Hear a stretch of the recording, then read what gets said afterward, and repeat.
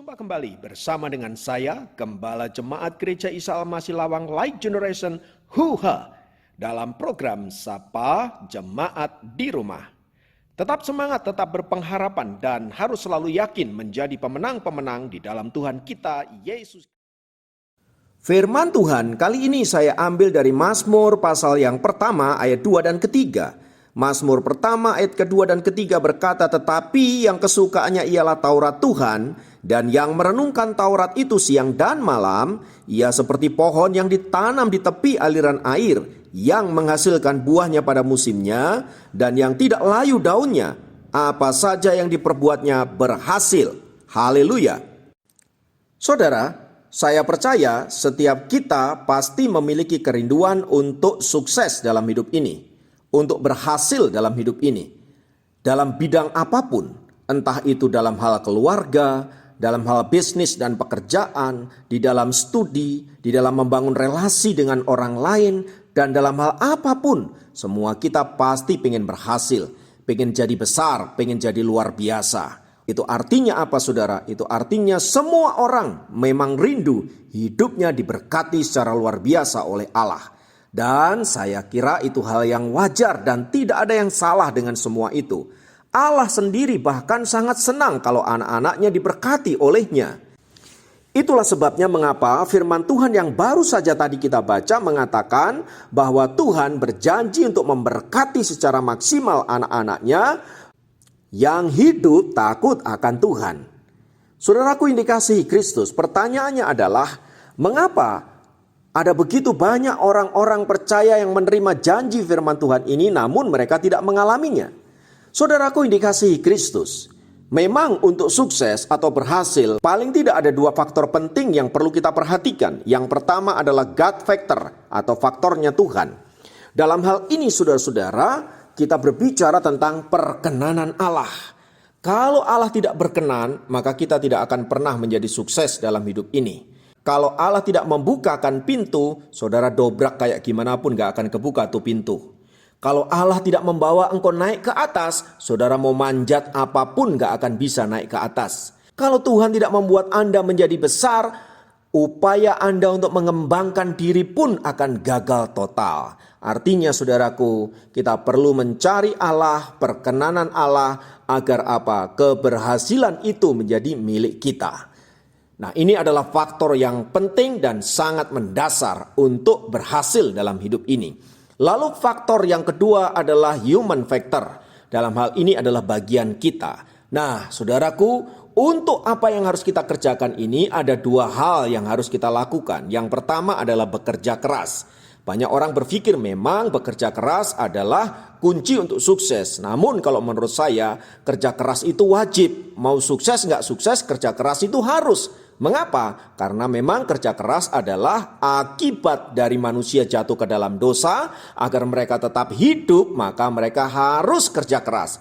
Jadi sebenarnya bukan karena kita pengen sukses selalu kerja keras. Jadi kerja keras itu memang seharusnya kita lakukan. Lalu yang kedua saudara, agar kita mencapai sukses atau berhasil saudaraku, ini bicara tentang karakter. Dan yang kedua yang harus kita lakukan adalah membangun karakter yang baik saudara. Mengapa karakter ini penting? Saudaraku yang dikasih oleh Kristus, ada sebuah survei yang sangat luar biasa saudara-saudara yang berbicara demikian. Nah, berbicara tentang karakter ini saudaraku, ada sebuah survei yang dilakukan oleh Harvard University yang mengatakan 80% sukses atau keberhasilan itu ditentukan oleh karakter yang baik dan 20% oleh skill atau kemampuan.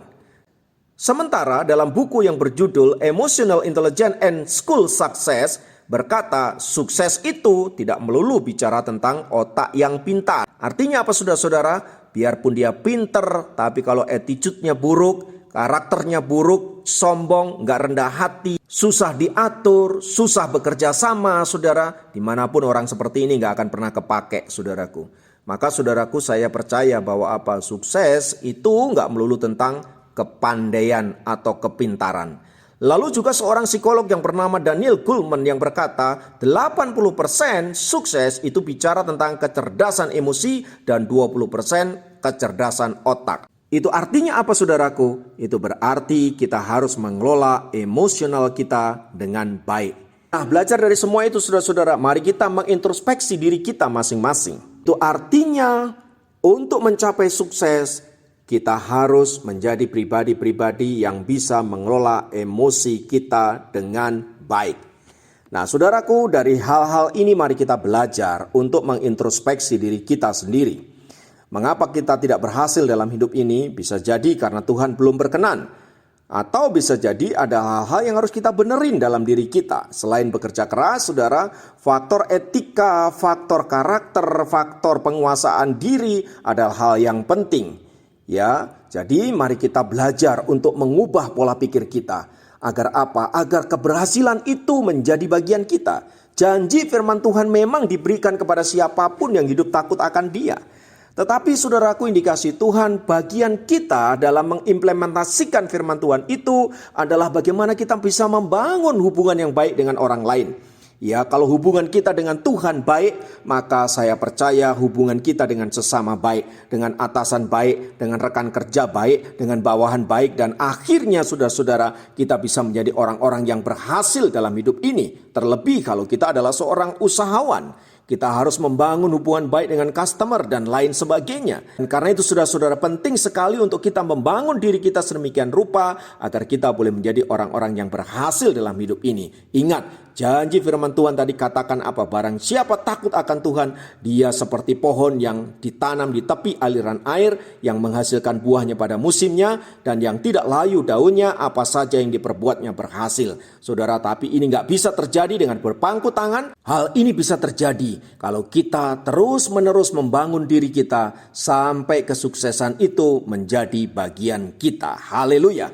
Biarlah firman Tuhan ini meneguhkan dan menguatkan kita sekalian dan menolong kita untuk terus mengalami change, perubahan dalam hidup ini sampai seluruh rencana Allah yang baik itu tergenapi di dalam hidup kita. Haleluya. Mari kita berdoa.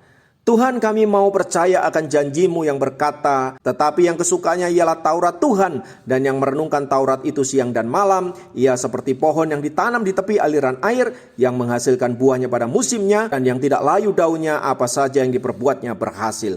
Kami mau alami itu Tuhan, dan kami rindu perkenanan-Mu. Namun juga tolonglah kami untuk terus mengalami perubahan dan membangun diri menjadi semakin baik, agar melaluinya kami boleh melihat berkat-berkat maksimal itu menjadi bagian kami. Terpujilah nama Tuhan kekal selama-lamanya, dalam nama Yesus. Haleluya. Amin. Dapat memberkati Anda dimanapun berada. Sampai jumpa dalam program Sapa Jemaat yang lain. Tuhan Yesus.